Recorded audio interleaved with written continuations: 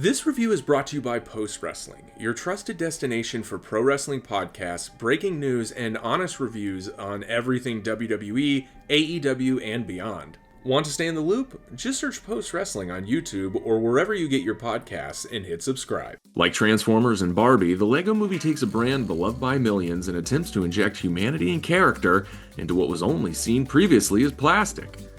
You could probably create a distinct spectrum by putting Barbie on one end and Transformers on the other, but where does Lord & Miller's 2014 Lego Movie land?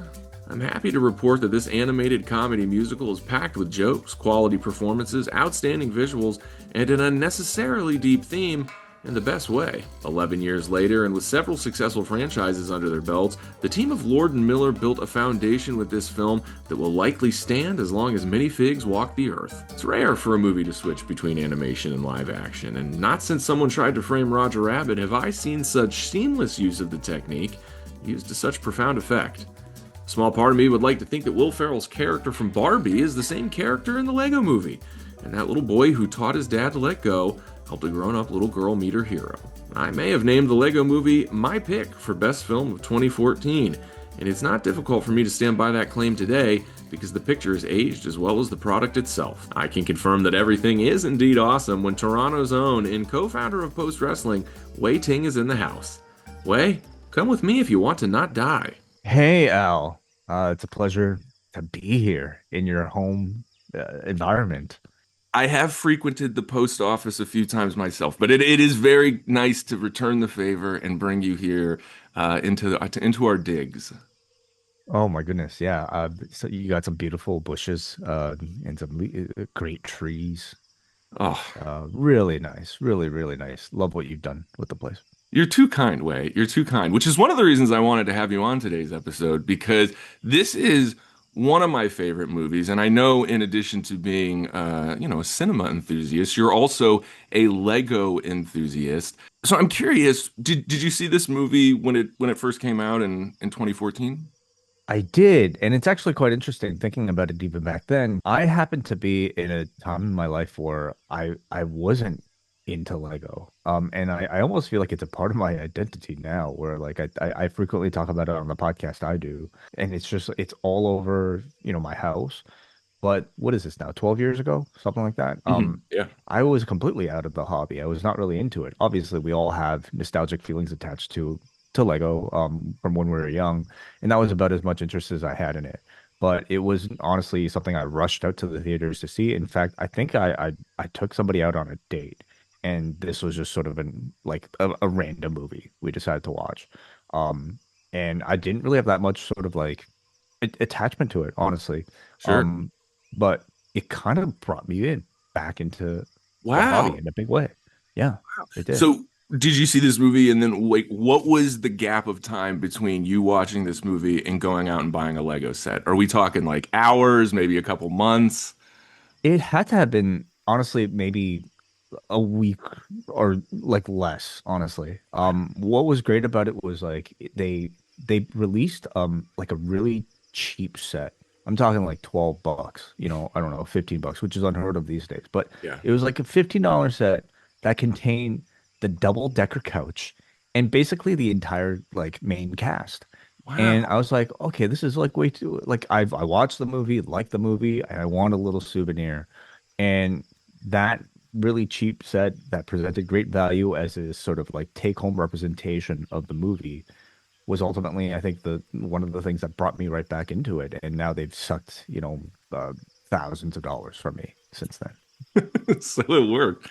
Yeah. Well, as is the case on the show here, we break down the movie and we talk about it in five different categories.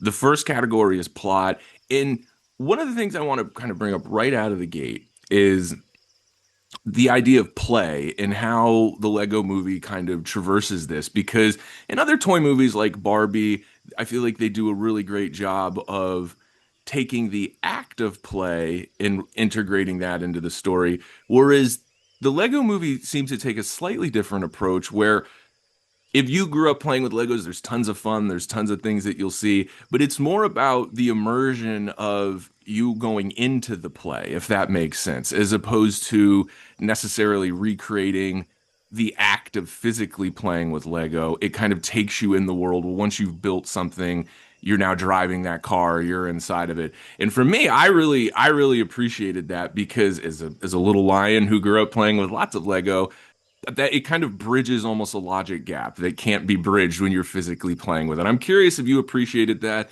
So I'll say like something that was completely resonant with me in watching this film was that it to me represented exactly how I played with Lego when I was a child. You know, like I had a little city that I just kind of like, had constructed in my house. And I would just like have my own set of main characters that I would just take on these like random adventures in various parts of the city. I think that's exactly what this movie is. We are seeing an episode, through the mind of a child. Um, and we're seeing basically a child's extended state of play, incorporating sort of like various influences from his real life, that being, the influence of his dad and the sort of confinements of his dad's restrictions on his play. I thought the concept was brilliant, and I think for me really heartwarming because it was almost a direct representation of how I used to do it. It's a commercial for the biggest toy brand in the world, multi-billion dollar corporation, right? So going into it, I don't think I wasn't expecting any sort of like critical take on capitalism, which is essentially kind of like what these directors were able to somewhat sneak into it. Maybe not so direct, but like you had a direct sort of like parody of basically like a major corporation like an Amazon in Octane, right? Right. Um, and you have like what is essentially a criticism of people who blindly follow just the sort of like expectations of society in Emmet, right? Oh yeah. And how this movie was essentially able to make him break out of that sort of thinking into a more independent and critical thought thinking. And that's something I certainly didn't expect the Lego movie to entertain.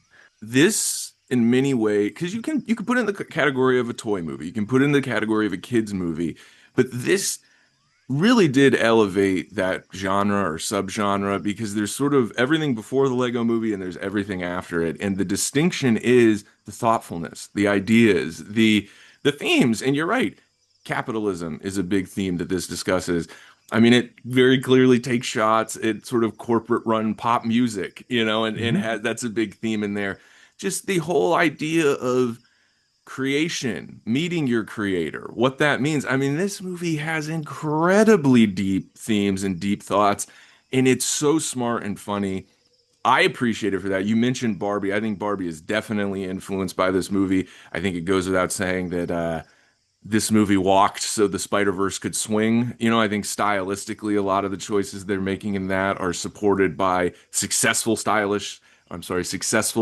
decisions made in this movie. Clearly the same group too, but yeah, I think this movie had a really, really big impact on the way, like I said, not only kids movies, but toy movies are made moving forward and what the expectation is. And again, I'll jump to the end because I really appreciated the decision of coming into the real world, bridging the gap and coming full circle on what the characters mean and what play is. And Oh, I mean, it's a big reveal. I think if you're watching throughout the movie, there are hints that what we are watching actively might be the state of a child's mind as he's going through his dad's or just a sort of sure, like play space, right? And we get hints of like the portal, which we end up finding out is a long sort of like carton tube. right. And then the various sort of like lands are I guess just different sections of these sort of like grouped together themes that dad has separated within the basement. Cloud Cuckoo Land is the box of random like parts that he's reserved only for his kids because his perfect city should not be touched by the children. So I mean I thought that was obviously something that tied the whole thing together and gave a great sort of like Wizard of Oz type of reveal towards the end. If you know the voice of Will Ferrell, I think it's one of the most unmistakable voices, right? Yeah. To just see the face in the flesh, I think also gave a great sort of like big wow factor, and I also think satisfyingly tied up all the sort of like themes of this, which is essentially a father losing his innocence and through his like sort of desire for organization as and rule following as an adult, questioning or just contending with whether or not that's certainly the best way to have a relationship with your own son and who is still Yeah. very like free thinking and innocent. Yeah, I took it as this sort of message that play should always be sort of childish, and you can grow up and you can take play with you, but you don't necessarily need to try to make play more adult. And the idea that he's always clearly done this. I mean, yeah, the Lego city he built, I mean, it is pretty impressive. I think any of us Lego heads would love to would be very, very envious of a space like that. But the idea that he has sort of evolved his play to be this very mature, rigid adult thing, so much so that he's separating from his children, which Mhm. the act of play that should be the opposite of that. And so, yeah, very heartwarming message in the way it sort of culminates at the end. I gotta ask you then, Way, 1 out of 10, what would you grade? What would you score the plot? Just the plot specifically, if you have to give it 1 out of 10. Eight, solid 8 out of 10. Solid 8. All Yeah. right, locking it in. No super glue, but locking it in. Next up, that brings us to characters and performances. Clearly you enjoyed these characters. You got their minifig shortly thereafter. But yeah, you mentioned we have Will Ferrell, we have Chris Pratt bringing it in. Elizabeth Banks is Wild Style, the sort of heroine in the movie. Allison Brie is Unikitty. I was actually surprised. I didn't realize that when I looked at the cast. I that we had Yeah. her. I'm assuming a modulated voice, and then of course Will Arnett as Batman, as the boyfriend Batman. My favorite Batman that's Oh, ever been on screen. Come couldn't on. agree Good more. thinker. And then a fun little Charlie Day in there. Only a few lines, but he plays one of the characters, Benny. Your thoughts on the characters and performances, what? I love them. I mean, this was really at a time when I think Chris Pratt was like on the come up, and I you know obviously on screen he's kind of become like a very deserved A-lister sort of leading man, but even in voice I thought he like here before Mario certainly, but like in this I thought he was great. He sounded like a I've always thought your voice sounded just like his. Al, like I've always thought Al's voice sounded just like Chris Pratt's. Do you ever get that?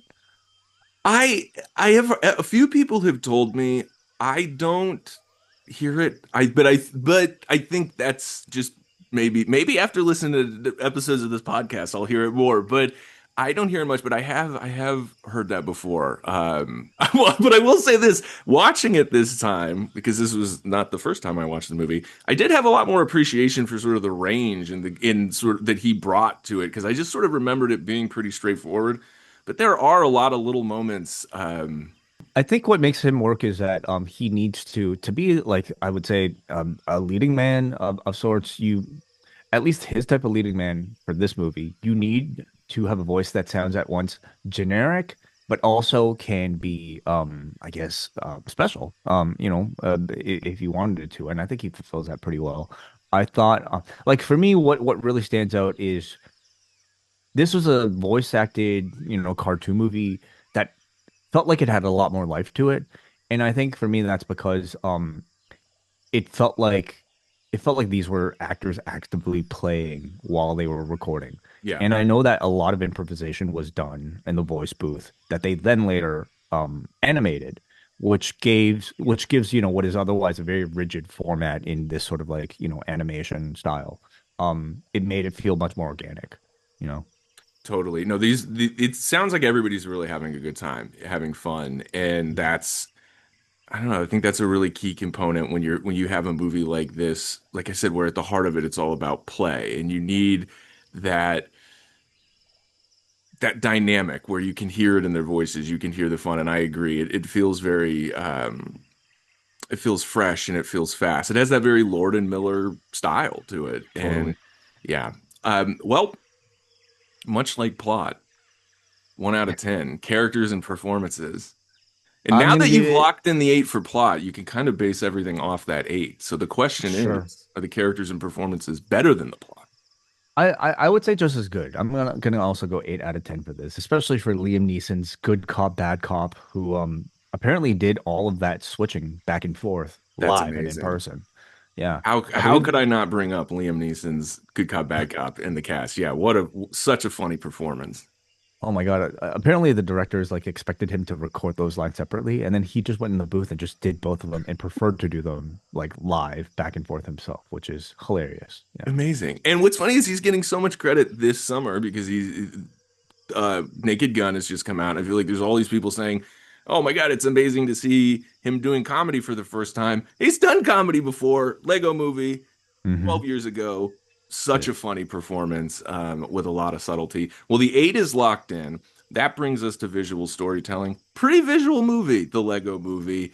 I have some thoughts, but I will reserve those. What was your reaction to the visual storytelling in Lego Movie? Well, I mean, for me, this was like, um, you know what?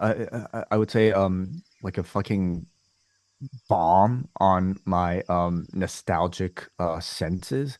Just seeing, I think, this entire world. Now, this is all CGI, but like in doing the CGI, much like I think their approach to recording these sort of voiceover lines and making them sound as organic as possible, they took a lot of effort to make sure the CGI looked like as real as possible, meaning respecting the limitations of the way Lego pieces and Lego figures actively move. Now, Lego has done a lot of like sort of animated Sure. movies on their own, but they would always have like characters that look like Lego pieces, but would just like be able to bend their arms, be able to like, I don't know, like rotate their bodies three like 180 Kind of degrees, which is just rubbery almost, yeah.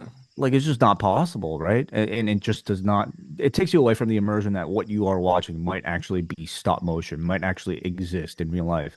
They took a different approach to it in that these arms can only move up and down, and but even in doing that, they're able to make them express like exactly, I think, the type of emotions that they wanted to. Not only that, but they went into the detail of making sure that the sort of molding lines in the Yeah. plastic was seen, the scratches and dents, that would be present on a kid's sort of well-used Lego pieces. Like those were all made sure to be seen. So I really appreciated that sort of respect to detail and realism, which coupled with just this sort of like wondrous world that they were able to present in various landscapes, I absolutely loved.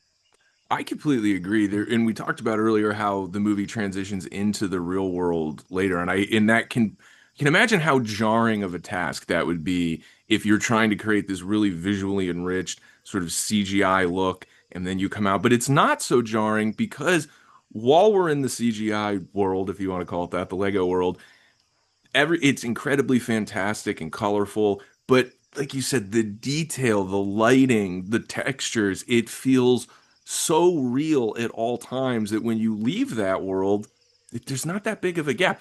And there's little like when Emmett's character, the Chris Pratt Lego character, is in the real world, and you just clearly see it's just a Lego character they've thrown down. There's, it's almost like the Toy Story thing where he doesn't look alive. There's definitely something different, but when we're back Hmm. in the Lego world, it doesn't seem like it's a completely different character that's now been animated and brought to life. I really, really appreciated the detail in all of the shots, and this is such a funny movie. When we talk about visual storytelling, it also kind of encompasses the edit. There's such a great rhythm to this movie too, and the jokes all land. The jokes just keep coming. I mean, there's so much humor in this, but it does kind of know when to slow down and be funny. I'm sorry, and be emotional. I think it's a great point that they really respect the physics of the Yeah. uh, of the Lego characters. So I did just want to mention before I get your score that we are sponsored by Platinum Plastic. They're our friends. They do all of our merch. They have a real shop merch shop on Redbubble. And we have a Lego movie design up now. It is a Freedom Friday design, but don't worry, it still lets everybody know that it's still on a Tuesday. But it's a great design. You should go check that out, as well as leave a comment. Tell us what your favorite scene in the movie was. Tell Way what your favorite Lego set is. then leave a like. Now that all that's out of the way, visual storytelling, 1 out of 10. What would you give it? I'm gonna give it a 9 out of 10. I think I've like watched this movie so many times, and that's because I've just felt a craving to like study every scene, every frame. Mainly because I'm such a nerd to just see like, build techniques and like Easter eggs that they managed to cram in the background. And but I just think every scene that they've shot is beautiful in many ways. So 9 out of 10 for me. Well, next up we have use of sound. This movie, I mean, uses sound. Its sound is a crucial part of the plot of the story. What were your thoughts? I'll be honest, like sound isn't necessarily something I pay as much attention to. I think it's just something I just like feel. And I I felt it did a very strong job. I think it had a soundtrack that was very whimsical and playful, much like, its story. I thought it was effective, is about as much as I could say for it. What do you think? Well, I appreciate it. I would go as far as to say it's a little more than effective just because it does have original music. And I know a lot of movies have original music. That's not saying all that much, but the Everything is Awesome song, I think it did sort of transcend the movie a little bit. I think it played. I think it helped the movie. It did get an Oscar nom, if I'm not mistaken. Hmm. So this category did get high points for me because I felt like from the initial sound design, it does a really good job of putting you into a world that, let's face it, none of us have been in unless you're an inch tall. From a music standpoint, I thought it really hit and really does well. And even the Everything is Awesome song, what's presented at the beginning is just this sort of pop song that everybody likes. You figure out by the end that it's actually more of this piece of propaganda, and so it's like Hmm. almost its own character in the movie. But then at the same time, the Elizabeth Banks character, who's like the ultra hipster badass, she sort of reveals that she likes the song, and I think we all have that moment where at least the hipster in this lion has sometimes had to pretend he didn't really like a pop song that much when in actuality he gets home and he starts rocking out to it. So I felt like the use of sound in this was really really superior because, like I said, it actually takes one of the main tracks and turns it into a character. And even when we think of other famous scores from Jaws to Interstellar, the music isn't actually a character in and of itself. Whereas in this movie, I think it becomes that. So I'll wait to reveal my score, but I did give it pretty high points. What would you give it 1 out of 10?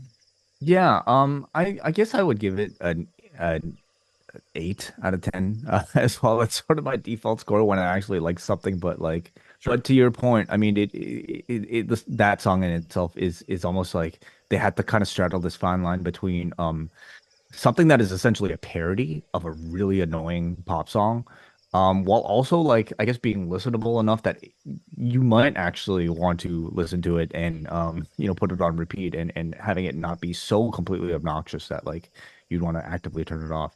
By the way, the score by Mark Mothersbaugh of Devo and Rugrats theme fame. Yeah. So if you're gonna pick, I guess playful but also weird and meaningful, they certainly chose the right guy. Oh yeah, and what a great achievement. Well, that brings us to theme. We both already mentioned we were a little maybe surprised on our first screening just how thoughtful this movie is. If you had to, I don't know, maybe identify a theme or two that clearly stands out to you, what would you identify those themes as, and how effective did you think they were? I would say, for me, one of the themes is like, I guess in maturing and in growing up, we are, I guess, from the moment we enter school, well, from the moment we're born, really, uh, we are taught to follow instructions. We're taught to follow rules. We're taught to follow, just the right way of doing this. Taught to follow order and structure, and um it's it's easy to get too into that, and there's something that I think we should be striving towards retaining from having freedom to just not follow directions and to just let our minds free of I don't know, fitting things into certain boxes or groupings and just playing. Yeah. And so it's a strong reminder of that, and certainly to not to take a kid's toys too seriously, which is I can be very guilty of. I have a feeling you're going to give it an 8. but I'm curious, does this maybe get higher marks? Because it is a mere kids movie, but it brings the heat. I'm gonna give it. I'm gonna shock you. A 9 out of 10. Wow, I am indeed shocked. Now, to be fair, you did give the visual storytelling a 9, but nevertheless. Well, we have all the scores locked in, Way, which means I can run it back. You gave the plot an 8. You gave the characters and performances an 8. You gave the visual storytelling a 9. You gave the use of sound an 8. And you gave the theme a 9. That brings us to a total of 84. On our meter here, that's basically an A. We kind of say anything above an 80 is an A. Are you comfortable giving it an A? Do you want to lock it in? If we were maybe at someone's alma mater, this might be considered a B. What if you had to give it a Lego score? Or a Lego score. If you had to give it a letter score, what would you designate it? In Canada, which is where the jungle I grew up in, Al, Yes, yes. 80 plus is an A. So I'm very comfortable with that score. All right, we're locking in an A. I'm a very kind lion, as some of our listeners have learned. I gave the plot a 10. I felt like this was the classic telling of the hero's journey, but in the most sort of unique way it could be told within the universe we're in. I almost knocked it down because, like I said, it is just that sort of retelling of the hero's journey. But I landed on a 10 because I just don't think they could have done it any better. Characters and performances, I also gave a 10. I genuinely feel like a lot of these characters, from Emmet to even the Batman, Will Arnett, definitely lived past this movie, had an impact. I think they're sort of saturated into the pop culture. And everybody, like I said, was just so funny and natural. I gave it a 10. Visual storytelling, I gave a 10. Again, I felt like this sort of did everything it needed to do. It really elevated a style we had seen before. You mentioned it earlier. We had seen lots of animated Lego stuff, but this is kind of on a whole nother level. I gave it a 10. Use of sound, I gave a 10 because, again, I felt like it did everything it needed to do. I talked earlier about how much of a character the Everything is Awesome song is. And then theme, I gave it a 9.5. And the reason I docked it just a little bit, as I talk about here on the show, I feel like for a movie to be a 10 out of 10 in theme, it sort of has to be an example of what it's talking about. And obviously, Lego Movie uh, comes just a little bit short of that. So I gave it a 99 to your 84. I think this is a really, really phenomenal movie. If we're talking genre, I feel like it's a standout, whether you're talking toy movies, kids movies, Lord and Miller movies. So for me, it's an A plus. Way locked it in with an A. So thank you. Yeah, I didn't know we were throwing out tens just like that. I didn't know this was a generous space. I thought we'd be talking to a very critical film line, but you Well, obviously backed it up with very very strong points and strong opinion and justification. So I don't disagree with your score. well, I appreciate that. Sometimes I can be a little harsh. If you go over and you check out some of our Real Bite videos, you'll notice that. I some of my reviews for Fantastic Four, First Steps, and things like that, not so kind. But regardless, I feel like Lego movies that stand out. Way, I'd love to have you back. Will you come back to the jungle sometime? Maybe watch another movie review with us? I'll give it some thought, but the most likely answer is yes. Thank you for having me, Al.